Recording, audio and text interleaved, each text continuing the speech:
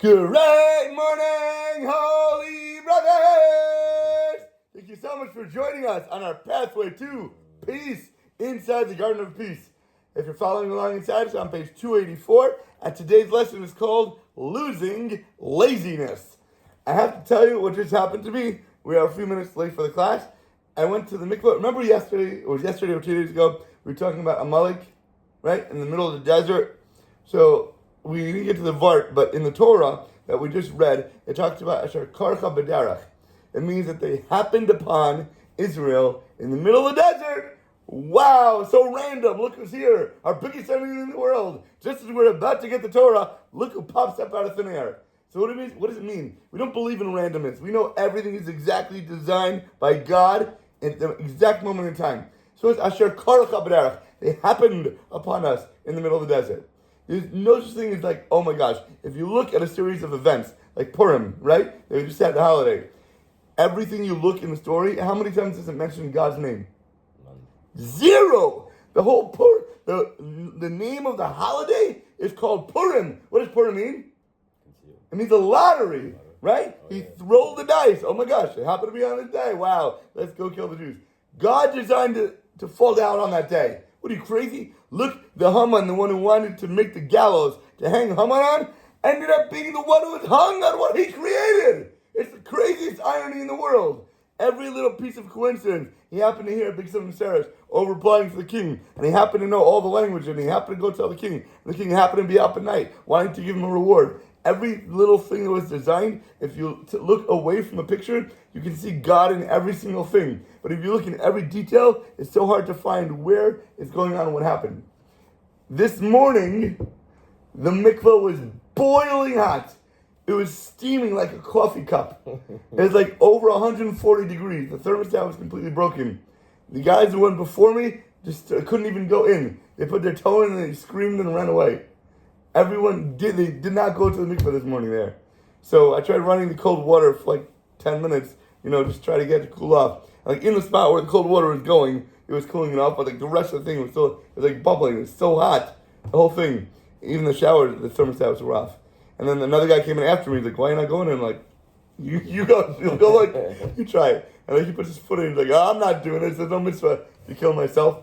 And I'm back and forth. I put my foot in. I tried mixing around the water. Nothing. It's like boiling. But I got like a half a foot in. And I'm here. I got I'm already got to do this. So I'm gonna try normally I go like 7 times, whatever Dunkin' and that. I say my prayers. I'm like, there's no time for this. If I'm gonna go in, I'm gonna go. Like I'm already 10 minutes late. And I'm like, so I jumped right in. I dunked my head under, and I jumped out. And I'm like, whoa! Correct. My feet are still burning. The heck right now. I'm so steaming. My whole body's steaming. But then I told the guy after me to go in. Because maybe we went cooled off a little. He put his foot in. He's like, "There's no way he came out with me." But the story of Amalek, they say Asher Karcha B'derach. It means Karach is kar, which means cold. Israel was burning hot. They just came out of Mitzrayim. They just got all the plagues. The sea split for them. The whole world knew what was going on. Israel was on fire. Nobody would ever dare to touch them.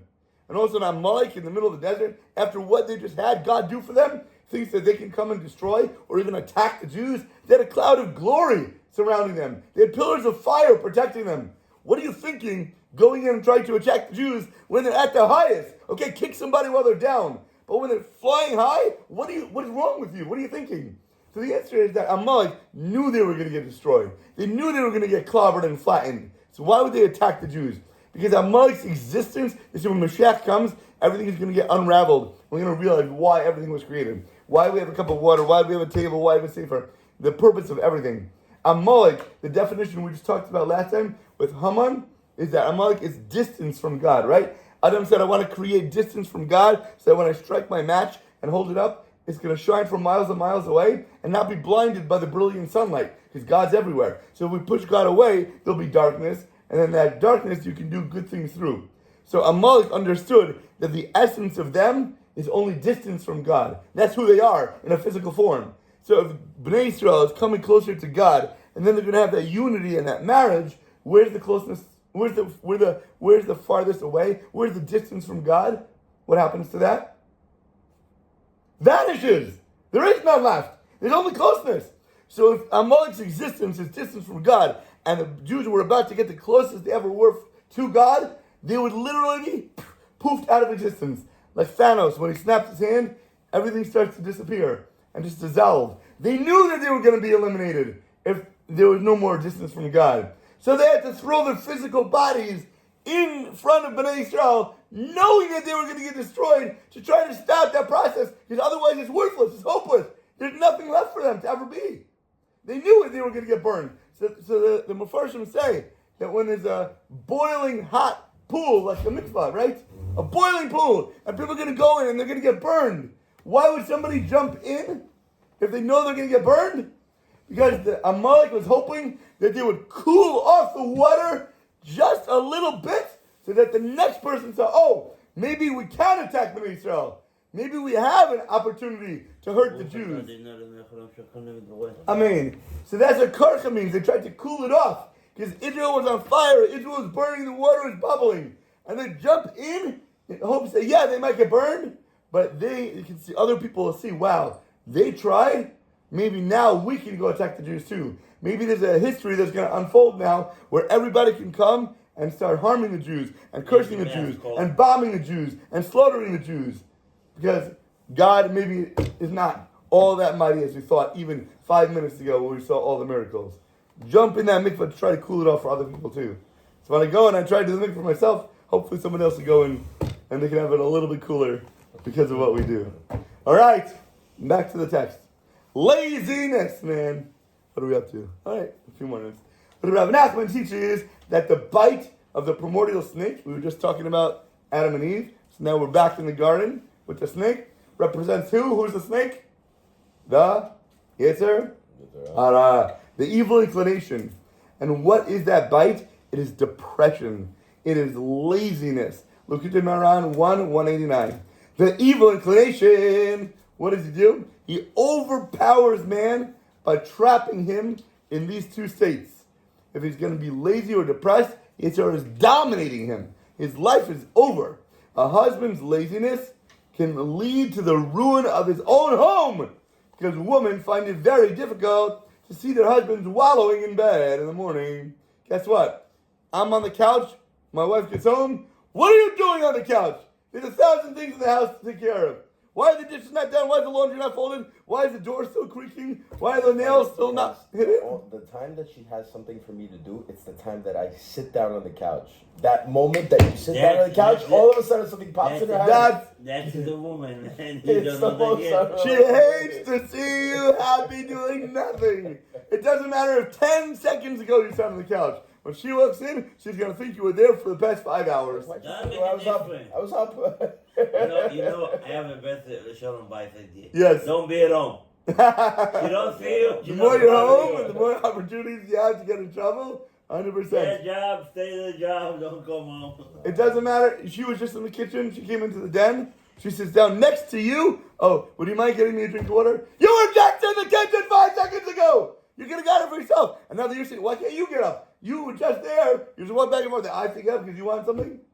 She sees you there. She's going to push you to make you be more of that man. To be able to do and get up. And the laziness is the biggest Yetzer Hara. But Hashem knows this. Hashem uses her to help try to train you. So the idea is not to get mad at your wife when you know you literally just sat down. It's the first time you're getting a break all day. And she's asking you to get up. Jump like a jack in the box. My pleasure. Thank you so much for the missed opportunity. He said a stupid word. If you get mad, is going to change anything? Never. So why is it? Listen to him. Mamish Moshe's mouth. If you're going to get mad, is it going to help anything? No. It's going to create more trouble for you and more trouble for her. Right?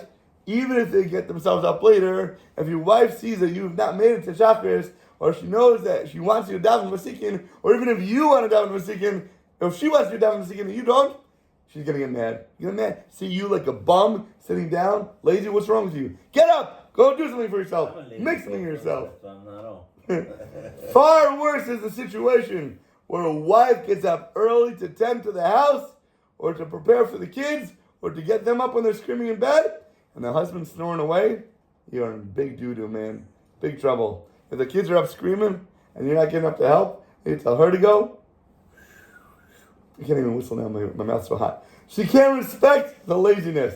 She will also sorely resent his doing nothing while she sees herself working so hard for the family.